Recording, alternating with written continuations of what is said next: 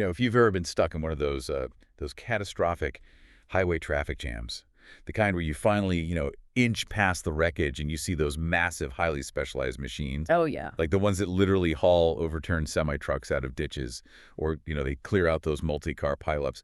You've probably witnessed today's topic right there in action. Right, because you really don't tend to think about them until you desperately need one. Or until they're literally the only thing standing between total gridlock and actually getting a major interstate open again. I mean, they are absolute marvels of heavy-duty engineering. They really are. And today we are taking a deep dive into the undisputed titan of that industry, the company that basically builds the machines that recover everything else. We are looking at Miller Industries, and their ticker symbol is MLR. Yeah, MLR. They are essentially the foundational backbone of the entire towing and recovery world. Exactly. And we've got a really fascinating stack of sources for this deep dive. We are pulling directly from Miller Industries' Q1 2026 investor presentation, alongside their Q1 2026 SEC Form 10-Q filing. Which is a heavy read, but there's so much in there. So much. And our mission today is to explore how this niche manufacturing behemoth navigates a truly brutal cocktail of global macroeconomic shocks. I mean, we're talking geopolitical conflicts, staggering drops in quarterly profits, and a frankly counterintuitive strategy for how they plan to pull their own business out of the ditch. Yeah, it's wild. So, whether you're prepping for a meeting or you're just insanely curious about how global supply chains actually function under extreme pressure, Right. stick with us. Because it is a phenomenal case study in industrial resilience. But to truly grasp the financial storm that they're in right now, we first have to look at the sheer physical footprint of what they build. Because, this isn't just some local garage slapping winches onto the back of pickup trucks. No, not even close. I mean, Miller Industries was founded back in 1990. They're headquartered in Ooltewah, Tennessee, but their operations are massive, Yeah. and they're completely global. Right. They have, what, about 1,500 employees worldwide? Yeah, roughly 1,500, with manufacturing stretching across Tennessee and Pennsylvania, all the way over to England, France, and Italy. And the product lines that they showcase in this investor deck, they scale up so dramatically. You have the standard light-duty car carriers, the basic flatbeds you see hauling a sedan with a flat tire to the local mechanic. Right, the everyday ones. Exactly. But then they move into medium and heavy-duty recovery vehicles. They build these specialized rotators that look like massive construction cranes that are just mounted right onto a heavy truck chassis. Yeah, those things are intimidating. And they even manufacture heavy-duty military recovery trucks. Like, they build the specialized equipment the military uses to retrieve immobilized armored vehicles in active combat zones. Which is incredible. By their own definition, they are the world's largest manufacturer of towing and recovery equipment. Which basically means they are structurally essential to both civilian infrastructure and, well, defense logistics globally. Okay, let's unpack this, Yeah. because this is where the story takes a really jarring turn. Yeah, it does. You hear world's largest manufacturer in an essential industry. And you think, well, cars will always crash, armored vehicles will always break down. You'd assume their financials would be basically bulletproof. You would think so, yeah. But then you flip to the Q1 2026 numbers in this 10Q filing, and, I mean, it looks like the company drove straight off a cliff. The drop is incredibly severe across the board. It really is. Revenue dropped 19.9% year over year, down to $180.9 million. Gross profit fell 14.2%, down to $25.7 million. Yeah. But the figure that actually made me do a double take, net income, plummeted by 93.1%, down to just over $500,000. It was $0.56 million, to be exact. Diluted earnings per share identically fell 93.1% to just 5 cents. And to put that into perspective for the investors out there tuning in, their return on equity, based on the trailing 12 months, is sitting at a microscopic 0.1%. Wow. Meaning, for every dollar shareholders have invested in this company, management generated exactly a tenth of a penny in profit this quarter. A 93% drop in net income. My immediate thought reading that was just panic. Like, did the world suddenly stop driving? Are people just, I don't know, not buying tow trucks anymore? It is so tempting to jump to that conclusion, but the sources reveal a much more complex reality. The demand is actually there. What we are looking at in these Q1 numbers is an intense, suffocating macroeconomic squeeze. That's squeeze, okay. Yeah, the friction in the global economy has temporarily broken the mechanism of actually getting these trucks off Miller's lots and into the hands of the end users. Right, because the presentation actually dedicates a whole section to this macro storm. And they don't use that typical dry corporate speak. It's incredibly visual. Oh, very visual. They cite this tangled web of global conflicts that, well, ultimately chokes the wallets of their local distributors. Right. The presentation explicitly points to the ongoing Middle East conflict and broader geopolitical tensions.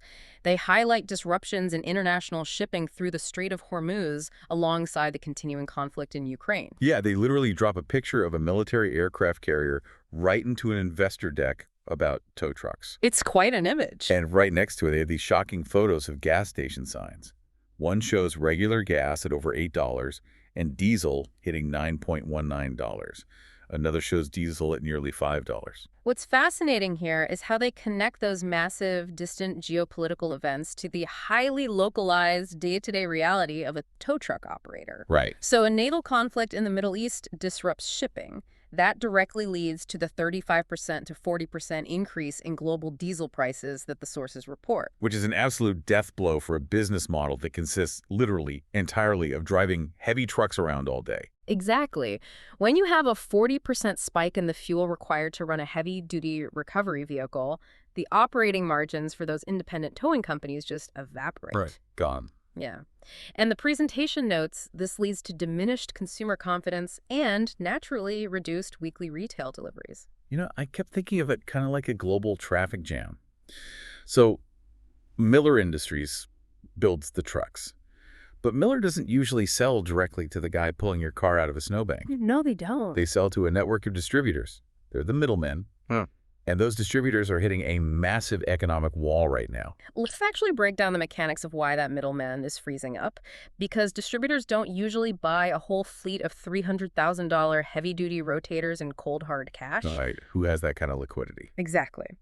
They use what's called floor plan financing. They borrow money to buy the inventory, park it on their lot, and then pay off that loan when they finally sell the truck to a local towing company. Okay. So when central banks jack up interest rates to fight inflation, the cost for that distributor to just hold the truck on their lot, it basically skyrockets. Spot on. Add in the really high insurance premiums that the 10Q filing outlines, and you severely increase the total cost of equipment ownership. So the local towing company can't afford to buy the truck because $9 diesel completely wiped out their margins.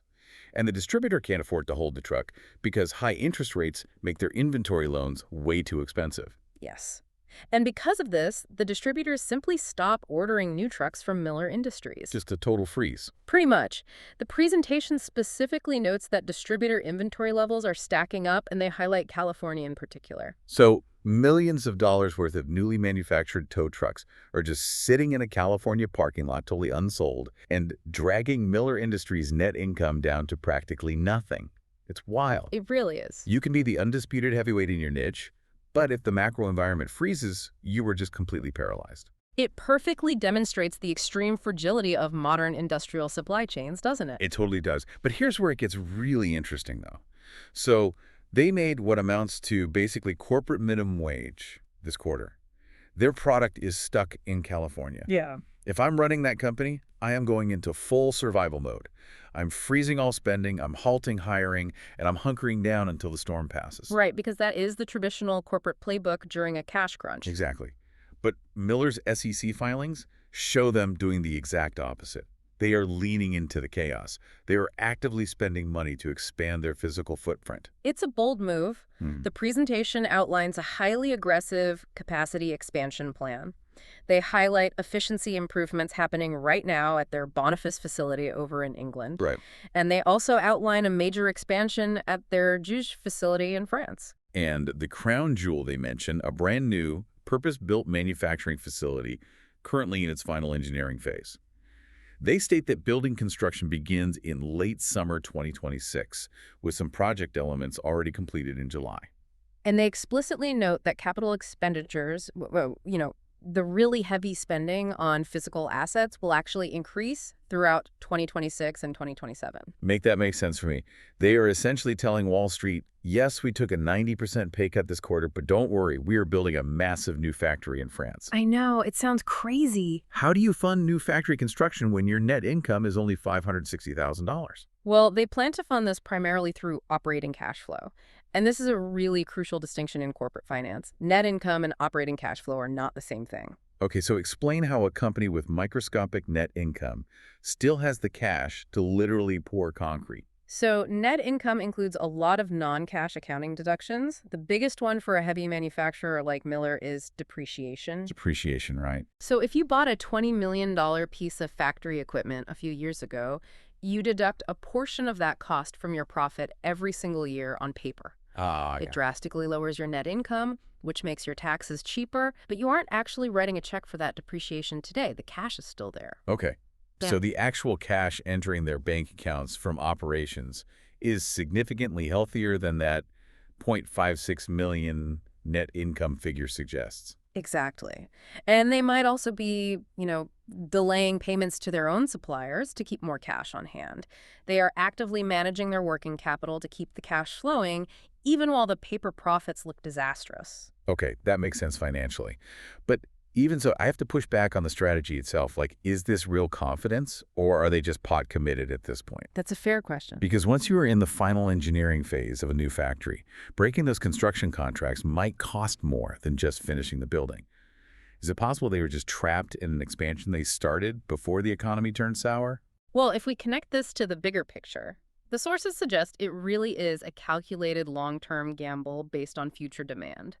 They are betting that the high interest rates and the $9 diesel are just temporary headwinds. So they're looking past 2026 entirely. Yes, absolutely. They explicitly point to a strong export outlook, and they highlight a, quote, significant value of outstanding RFQs in process. RFQs, those are requests for quotations, right? Exactly.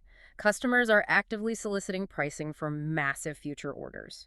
Furthermore, the presentation highlights manufacturing commitments that stretch out from 2027 all the way through 2029. Wow, so that's 3 years of backlog. Right. Now think about the alternative. If they wait until the global financial floodgates finally reopen to start building new factories, it will take years to get them online. They totally missed the boat. They will completely miss the surge. So they're positioning themselves to have maximum capacity ready exactly when the market inevitably recovers. Man. So they are draining their cash to build facilities while their current inventory basically rots on lots in California. Yep. The only way Wall Street doesn't absolutely mutiny over a strategy like that is if Miller's management is making some incredibly bold promises about the immediate future. And they certainly are. The forward guidance they provide for the rest of 2026 is, frankly, staggeringly bullish. Despite the Q1 cratering, the presentation states they expect revenue to bounce back to $250 million per quarter for Q3 and Q4. Wait, to go from $180 million in Q1 up to $250 million by Q3, that is a violently steep V-shaped recovery. Very steep. They also project that their full year 2026 earnings per share will be fully in line with their 2025 earnings. Seriously. Yeah. Yeah. And they expect gross margins to return to the mid 13% range. They are essentially predicting that the back half of the year will be so phenomenally strong it will completely erase the entire Q1 disaster. And they are backing up that swagger with their capital allocation, too. They are. The presentation notes they actually returned $4.6 million to shareholders during this crunch. Which is impressive. And their future plans involve debt reduction, share repurchases, and, get this, they are even scouting for M&A opportunities to buy up other companies. Mergers and acquisitions, while profits are down 90%, it is the ultimate display of corporate confidence. So what does this all mean? They are promising the moon by Q3 while spending heavily. But, publicly traded companies are legally required to list everything that could possibly derail those promises. Always the fine print. Right. The safe harbor statement in their 10Q filing is where they bury the bodies, so to speak. It's their risk profile. It's where management lists all the forward-looking variables that could cause these massive projections to fail. And a lot of it reads exactly as you'd expect for a company that bends metal for a living. They warn about their reliance on outside suppliers for raw materials like aluminum and steel. Sure, very standard. They cite the risk of new tariffs that could hike material costs. They mention the rising cost of skilled labor and the potential for activist shareholders to disrupt management. All very standard. Standard, but definitely critical vulnerabilities for heavy manufacturing. But then, buried right there in the risk factors, there is this incredibly unexpected inclusion. The 10Q explicitly warns about risks related to their use of artificial intelligence, including generative AI and machine learning. This raises an important question, and it perfectly captures the bizarre reality of the modern corporate landscape. I read that and I literally had to laugh. I mean, we are talking about massive mechanical rotators that lift semi-trucks. We are talking about diesel fuel, steel chassis, and welding. Why on earth is a heavy-duty truck builder warning the SEC about generative AI? Because absolutely no industry is insulated from the tech revolution anymore. I guess so. While they don't explicitly lay out their entire AI tech stack in the 10Q, just think about modern multinational manufacturing. AI is rapidly taking over supply chain optimization, predictive floor maintenance, and tons of back office processing. Okay, let's make that real for a second. Yeah, Because a lot of people think of generative AI as just like a chatbot that writes emails. right. But in a corporate setting, they might be using it to draft responses to those massive international government contracts we talked about earlier, those RFQs. Exactly. Imagine if an AI tool hallucinates a fixed pricing clause on a 50-truck order for the military, and it fails to account for fluctuating steel tariffs. Oh, man. Suddenly, Miller Industries is legally bound to deliver millions of dollars of heavy machinery at a catastrophic loss. Yes. Or consider their automated inventory systems. If a machine learning model feeds bad data to their supply chain managers about, say, component availability in France, an entire assembly line could just grind to a halt. Wow. When you bend metal for a living at a global scale, a digital hallucination can literally bankrupt you. It's just surreal to see aluminum shortages listed right next to generative AI in the risk profile of a tow truck manufacturer. Yeah. I mean, it proves how deeply interconnected the physical and digital economies have actually become. Very deeply. The legacy risks of the 20th century are literally colliding head-on with the algorithmic risks of the 21st century. It is a perfect encapsulation of the era we are operating in right now. Which I think brings us back to you, listening to this right now. You might be wondering why someone who has never operated a heavy-duty military recovery vehicle in their life should care so deeply about the Q1 SEC filings of a niche company in Tennessee. Because Miller Industries is the ultimate bellwether. Exactly. They are a flawless mirror for the global economy. If the folks who physically manufacture the vehicles meant to recover, things are themselves struggling to navigate high interest rates, fractured shipping lanes, and the creeping unpredictable risks of artificial intelligence, it shows us exactly where the global pressure points are. Yeah, you see it all right there. When politicians and central banks tweak a policy, Miller Industries is where you see the physical consequence of that policy stack up in a California parking lot. It translates all that abstract macroeconomic data into actual tons of unsold steel. It really does. So as we wrap up this deep dive, I want to leave you with something to chew on that goes a bit deeper than just the quarterly numbers. Let's hear it. We've talked a lot today about Miller Industries aggressively expanding and modernizing their factories to meet future demand, right? And they're likely leaning heavily into automation and AI to keep those new facilities perfectly efficient. Right.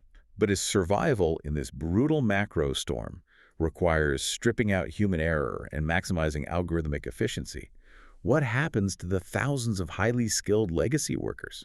Oh, wow. The mechanics, the welders, the floor managers in Tennessee and England? What happens to them when the storm finally clears? If the factories of the future are run by predictive AI and automated assembly, who gets left behind in the recovery? That really is the human cost of industrial resilience. That's definitely something to think about the next time you see one of those massive rotators clearing a highway. Thanks for joining us on this deep dive.